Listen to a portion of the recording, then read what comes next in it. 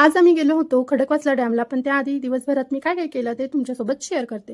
सकाळी उठून मी पहिल्यांदा गरम पाणी प्यायले आणि गॅलरी ओपन केली. गेले 2 दिवस गॅलरी बंद होती, तर कबुतरांनी खूप जास्त धुमाकूळ घातला होता, खूप घाण केली होती म्हणून मग मी पहिल्यांदा गॅलरी आज स्वच्छ धुतली. आणि आज दुपारच्या जेवणामध्ये मी 3 भाज्या बनवल्या होत्या. एक म्हणजे वालाची भाजी, दुसरी गवारची भाजी, तिसरी मटकीची उसळ. पावसाळ्यामध्ये डिहायड्रेशन होतं आणि मी पाणी प्यायलाच विसरते, त्यामुळे आठवण व्हावी म्हणून ही बॉटल मी माझ्याजवळ दुपारी भरून ठेवली होती. आणि सलग काही दिवस चपाती खाल्ल्यानंतर ना मला भाकरी खावीशी वाटते. मग ज्वारी आणली होती ना डीमार्ट मधून, ती निवडायची होती, ती निवडली आणि ती दळायला दिली. संध्याकाळी माझे मिस्टर लवकरच घरी आले होते. त्यांनी येताना नारळ पाणी आणलं होतं, ते मस्त पिऊन घेतलं आणि अचानकच आमचा प्लॅन खडकवासला डॅमला जायचा ठरला. जाताना या झाडांची हिरवळ बघून खूप छान वाटत होतं म्हणून पटकन व्हिडिओ केला. खडकवासला डॅमला पोहोचल्यानंतर दिसलं की पावसामुळे पाण्याची लेवल अगदी जवळ आली होती आणि सनसेट पण झाला होता, त्यामुळे एकदम सुंदर सीन क्रिएट झालेला. इथे गेल्यावर आम्ही पहिल्यांदा ताबा म्हणजे खाण्यावरच केला. भजी आणि वडापाव मागवला. इतका सुंदर सीन समोर आहे आणि तो बघत राहावंसं वाटत होतं आणि तो बघता बघता खाण्याची मजा काही वेगळीच येत होती. मग भजी आणि वडापाव खाऊन झाल्यानंतर आम्ही भेळ खाल्ली आणि भेळ खाऊन झाल्यानंतर आम्ही मक्याचं चाट पण मागितला आणि एवढं सगळं खाऊन पोट भरलं होतं. शेवटी बिल करून आम्ही मग थोडंसं फोटो आणि व्हिडिओ शूट काढण्यासाठी जात होतो,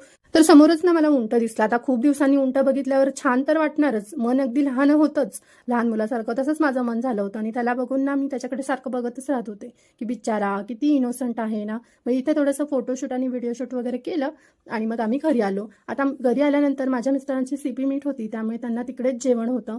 मग मी माझ्यासाठी फक्त मेथीची भाजी आणि चपातीच बनवली. चला मग मिनी ब्लॉग इथेच एंड करते. भेटूया आपण नेक्स्ट ब्लॉगमध्ये.